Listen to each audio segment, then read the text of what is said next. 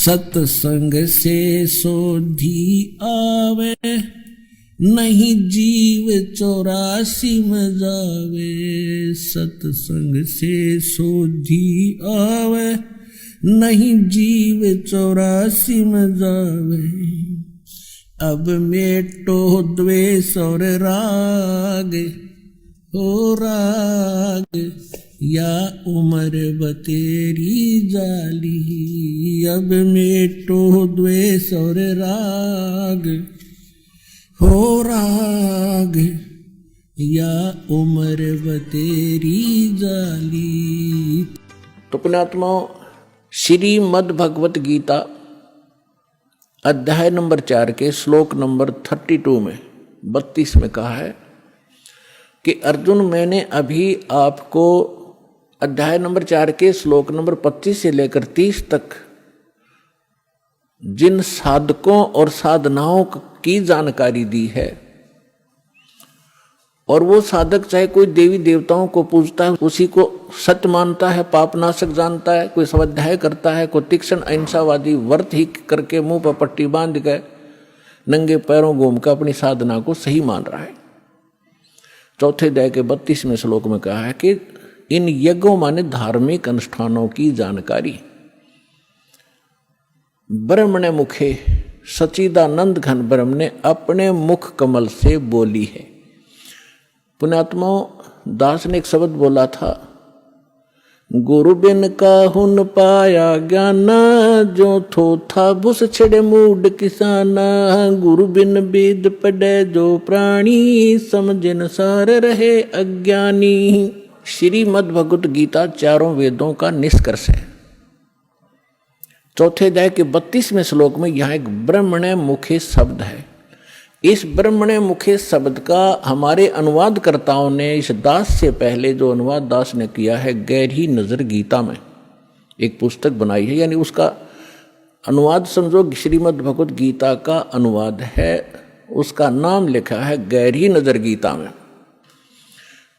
इससे पहले जितने महापुरुषों के आप अनुवाद उठाकर देखोगे उसमें क्या लिख रखा है, वेद की वाणी में ब्रह्मणे मुखे का अर्थ किया है वेद की वाणी। और इन्हीं अनुवादकर्ताओं ने 17वें अध्याय के 23वें श्लोक में इसी ब्रह्मणे का अर्थ किया है सच्चिदानंद घन ब्रह्म। वो यथार्थ अनुवाद है, वो सही अर्थ है। यहाँ ये विचलित हो गए, तो ये विद्वान नहीं थे, इसलिए इन्होंने अनुवादों का अड़ंगा कर दिया। अपनी ओछी सोच से अर्थ भी अनर्थ कर दिए। ब्रह्म का अर्थ भगवान होता है, तो ब्रह्म का अर्थ कोई वेद करता है तो महामूर्ख है। वेद एक सिद्धांत है, संविधान है, भगवान की जानकारी देता है, उसके नियम बताता है, और ब्रह्म भगवान है। जैसे एक राजा है, राजा का संविधान है, वो उसके नियमों का, उसके अंदर उसके सारे नियम लिखे हुए हैं, कैसे एक प्रजा को रहना चाहिए, क्या अपराध है, कैसा ना करना चाहिए। और कहीं पर कोई राजा का अर्थ और संविधान लिख दे तो वो अर्थ ठीक नहीं कर रहा, अनर्थ कर रहा है। इसी प्रकार यहाँ ब्रह्मणे माने सच्चिदानंद घन ब्रह्म, और मुखे अपने मुख कमल से बोली गई वाणी में विस्तार से कहे हैं। सच्चिदानंद घन ब्रह्म ने अपने मुख कमल से बोली उस अमृत वाणी में उन धार्मिक युगों की जानकारी, अनुष्ठानों की जानकारी विस्तार के साथ कही है, और उसको तत्व ज्ञान कहते हैं। और उसको जानने के बाद तो सभी कर्मों से मुक्त हो जाएगा।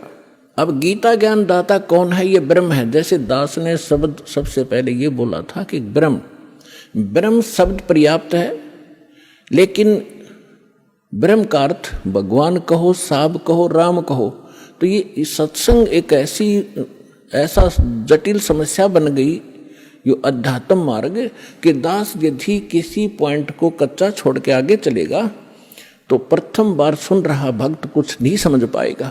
इसलिए एक ये सामूहिक लेक्चर दिया जाता है आध्यात्मिक टीचर होने के नाते, तो उसमें ये ध्यान रखा जाता है कि शायद प्रथम कक्षा के बच्चे भी आए जो पहली बार दीक्षा लेने आए, और किसी के वैसे कहने से वैसे भी श्रोता बन कराते, तो ये इसलिए यहाँ थोड़ा सा डिफाइन करेंगे, जैसे साहब कहो, ब्रह्म कहो, राम कहो, गॉड कहो, अल्लाह कहो, खुदा कहो, ईश कहो, ब्रह्म कहो।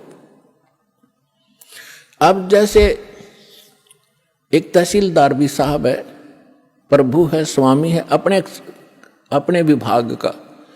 ऐसे ही आगे चले, हम थोड़े शॉर्ट में बताऊंगा। जैसे डिप्टी कमिश्नर भी साहब है, मंत्री भी साहब है, मुख्यमंत्री भी साहब है। आप अंडरस्टूड, आपको खूब समझते हो आप कि ये साहब कितने सतर के हैं।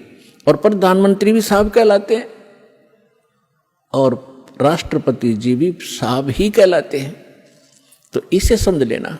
तो ये इसलिए ब्रह्म, अब जैसे मुख्यमंत्री जी हैं, ये एक क्षेत्र के मालिक हैं, स्वामी है, ये पूर्ण स्वामी नहीं है, पूरे भारत के स्वामी नहीं है।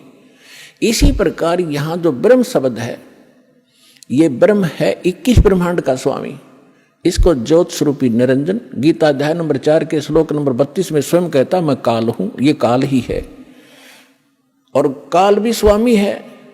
जैसे एक जेल का सुप्रिटेंडेंट, वो जेल का स्वामी है और सुप्रिटेंडेंट साहब भी है, ऐसे ही ये काल साहब है, 21 ब्रह्मांड का स्वामी है, या एक जेल है, ये जेल का सुप्रिटेंडेंट साहब है, ये समझ लो। तो ऐसी ऐसी इसने 21 जेल बना रखी है, एक ब्रह्मांड भी ये जेल है।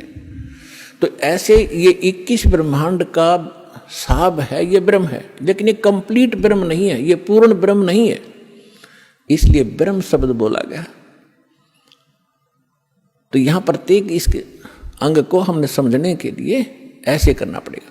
तो इस ब्रह्म ने श्रीमद् भगवद गीता का ज्ञान श्री कृष्ण जी में प्रवेश करके, जैसे को प्रेत बोलती है किसी के अंदर, ऐसे बोला। ऐसे ही इस काल ने एक ब्रह्मा कुमारी पंथ चलाया अभी 100 वर्ष पहले लगभग, और उसमें एक प्रेत आता है, वो कहता अहम ब्रह्मास्मि, मैं ब्रह्मा हूं। कभी कहता है अहम शिवोहम, मैं शिव हूं। ये एक प्रेत का चलाया हुआ है, और वो प्रेत कभी ब्रह्मा की पदवी पर था। जैसे कोई गांव का प्रधान सरपंच रिटायर हो जाता है, उसको अगली बार नियुक्त नहीं किया जाता, तो लोग फिर भी उसको सरपंच साहब कहते हैं, प्रधान साहब बोलते हैं, जोरा जी रहा है। और वो भी कहीं मिलता है, कोई कहता भी कौन है, फलाना सरपंच हूँ, और जब वो सरपंच नहीं होता। तो ऐसे ही दास ने कबीर परमात्मा से प्राप्त उस ज्ञान को आगे बढ़ाया है, as it is, as a tape recorder. Das का इसमें इतना ही योगदान है कि दास को परमात्मा का जो अंतःकरण टेप रिकॉर्डर ठीक कर दिया उस परमेश्वर कबीर जी ने, और उसमें अपना ज्ञान भर दिया। दास बोल के सुना रहा है रिकॉर्ड करके, इतना सा योगदान है। तो ऐसे दास बहुत बार बताता है आपको कि ये ब्रह्मा विष्णु महेश जो वर्तमान में यहाँ 3 लोक के एक एक विभाग के मिनिस्टर हैं, साहब हैं, इतने राम हैं, इतने भगवान हैं, ये इनकी भी मृत्यु होगी। और ये मृत्यु को प्राप्त होकर आम जीव की तरह 84 लाख योनियों में, प्रेत योनियों में भटक रहे होंगे, और अन्य पुण्य आत्माओं को फिर से काल अपनी दुर्गा पत्नी से जन्म दे करके उस पदवी पर बैठा देता है। तो उनमें से ये पंथ चलाने वाला जो ब्रह्मास्मि में शिवोस्मि, तो ये वो भूत है जो कभी ब्रह्मा के पद पर रहा है, अब उसका अस्तित्व कुछ नहीं, वो रिटायर्ड सरपंच समझ लो, एक्स सरपंच, अब उसका कोई अस्तित्व नहीं।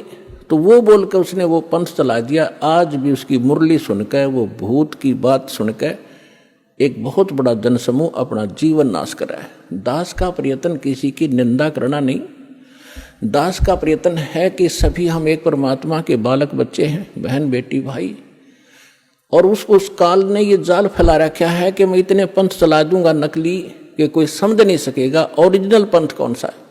तो दास ऐसा प्रयत्न कर रहा है कि जैसे पहले के, अभी बहुत बार होती रहती हैं घटनाएं कि कोई 500,000 के नोट नकली छाप देता है, और सरकार को जो पता चलता है तो दोनों ओरिजिनल और डुप्लीकेट दोनों के दोनों मीडिया के माध्यम से, समाचार पत्रों के माध्यम से उनकी पहचान कराई जाती है कि ये इस टाइप का डुप्लीकेट है, ये ओरिजिनल है।